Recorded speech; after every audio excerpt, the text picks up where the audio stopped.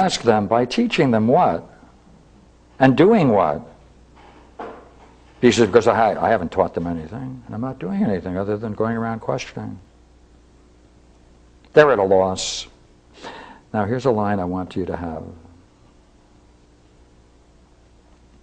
They have nothing to say, but they do not know, and that they may seem to be at a loss. And they say these things that are handy to say against all philosophers.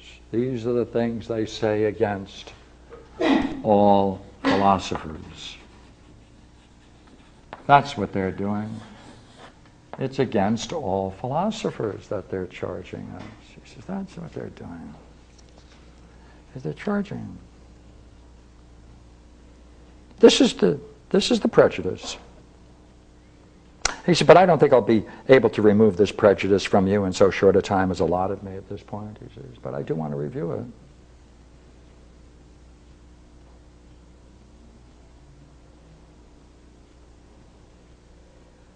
And yet I know pretty well that I'm making myself hated by just this conduct that I have, which is also a proof that I'm speaking the truth. And this is the prejudice against me, and these are its causes. Well, he says, now as far as these accusations are concerned, which my first accusers made against me, this is sufficient. He says, now there's another set. So once more, I will pick up this charge, he says, but I'll treat it as if they were another set of accusers. Let us take it up in turn. Let's take these charges up. Now these are the formal charges. Socrates is a wrongdoer, corrupts the young, and does not believe in the gods the state believes in, but other new spiritual beings instead.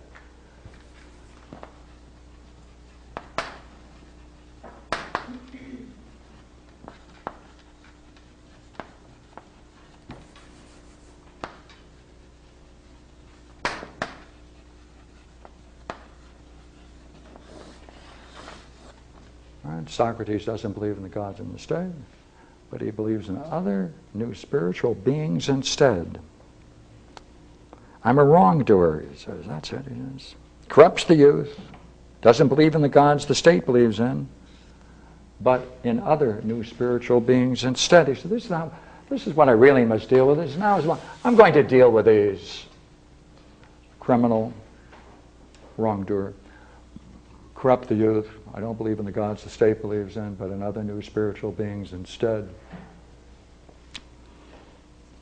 Of course, he already gave evidence, didn't he, that many of the young people do follow him around and imitate him, and in that sense he's corrupting them. By the way, does he show that he believes in the gods of the state when he's trying to disprove the Delphic Oracle? He did say he was going to disprove the Delphic Oracle. That was his goal, to go around to disprove it. Well, that's an interesting charge. Because if Socrates does believe in new spiritual beings instead, then of course he broke the law.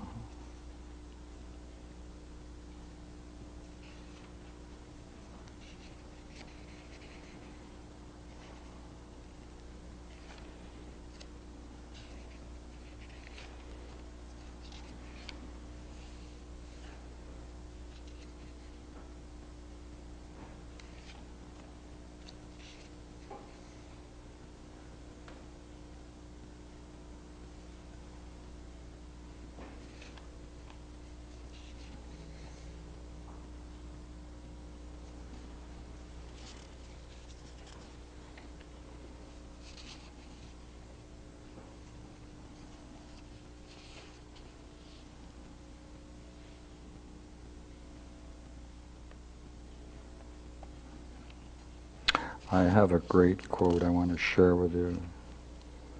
And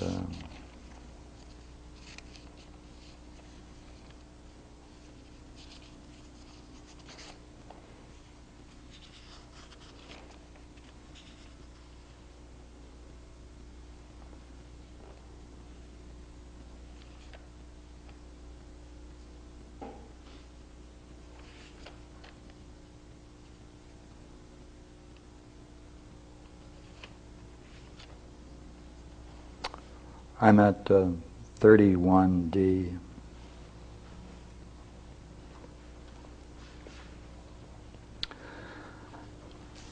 Perhaps it may seem strange that I go about and interfere in other people's affairs to give this advice in private, but don't venture to come before your assembly and advise the state.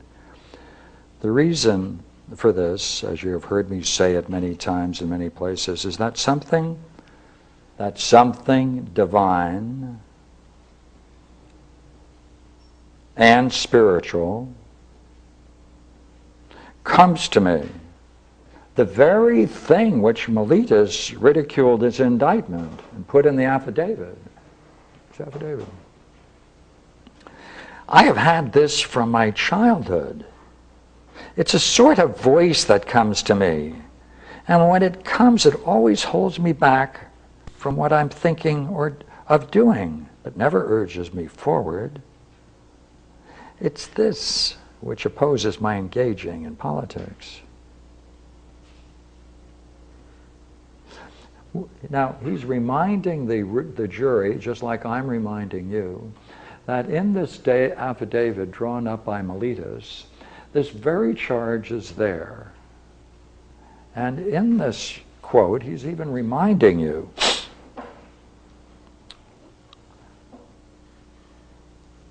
that there is something divine and spiritual comes to me, the very thing which Meletus ridiculed as indictment. And then he does account for the fact, he does say he believes in it. Well, would you not agree? He's giving evidence against himself. He's giving evidence here against himself. He's giving evidence that he is not believing in the Delphic oracle. Matter of fact, he's going to try to disprove it. He indicates, yes, that many people do follow him around and imitate him. In that sense, he is corrupting the youth, but not corrupting them in his sense, only in their sense. So now look here. If this is true, and we have evidence that he doesn't believe in the Delphic oracle, nor does he cite in his defense any reference to any of the Greek gods, and therefore, if he agrees that it can be said that people are corrupted being in his company by their reasoning, then all the way down the line, he's giving evidence that he's guilty. Formally guilty of the charges.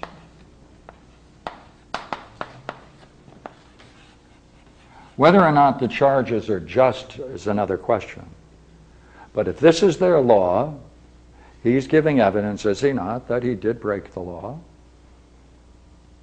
He's giving arguments to show that he's guilty. And therefore, when the people vote, if they look at the evidence, which he himself gives, no one charges him with anything additional, he's guilty. And so the vote is made, and the vote comes out, and sure enough, they find him guilty of the charges. And then Socrates considers his whole case, and he then recommends an alternative sentence, which is, he says, I think I deserve something since I've been doing so much for the state my whole life. He says, I want maintenance, free room and board. I want to be maintained. So I want free room and board in the Prytaneum, which is one of the great sacred buildings up on the Acropolis, for the rest of my life. And since we know something about